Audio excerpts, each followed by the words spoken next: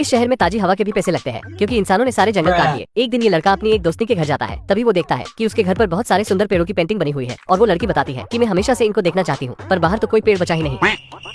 तो ये लड़का कहता है, अरे मुझे चक्कर आने लग गया। और घर जाकर सोचता है कि हाय, मैं कैसे दिखाऊंगा अपनी फुलझड़ी को पेड़। तो इसकी दादी एक पता बताती है और कहती है, तेरे सारे सवालों के जवाब वहीं मिलेंगे। फिर ये लड़का शहर से बाहर जाने लगता है, मगर भूतनी के मेयर ने बाहर जाने के सारे रास्ते बंद कर रखे हैं, क्योंकि अगर लोग बाहर जाने लगे तो इसका धंधा चौपट हो जाएगा। तो ये लड़का धूम मचाले करते हुए शहर से बाहर निकलने लगता है और अपनी दादी के बताए पते पर पहुंचता है। तो वहाँ पर इसे एक आदमी मिलता है और इसको बताता है, जब मैंने एक पेड़ काटा तो आसमान से एक संतरी गोलू मोलू सा जानवर आया और उसने मुझे जंगल काटने से मना किया, पर मैंने पैसे के लालच में पूरे जंगल को ही काट दिया। जिसके बाद वो भी दोबारा आसमान में जाने लगता है, और जाते समय उसने मुझे कहा, भूतनी के जंगल को बचाने आया था मैं, और तूने इसकी ही बत्ती गुल कर दी। फिर वो आदमी लड़के को एक उसी पेड़ का बीज देता है और कहता है, ये दुनिया का आखिरी बीज है, संभाल कर रखना भूतनी के। फिर ये लड़का अपने शहर जाकर देखता है कि मेयर ने उसकी दोस्ती के घर की पेंटिंग भी मिटा दी, और इसके पास बीज होने का भी पता चल जाता है, जिससे मेयर बिल्कुल भी खुश नहीं होता, क्योंकि असली पेड़ लगाने के बाद इसकी हवा कौन खरीदेगा। तो मेयर इस लड़के के घर जाकर कहता है, मेरे ही शहर में रहकर मेरे साथ ही।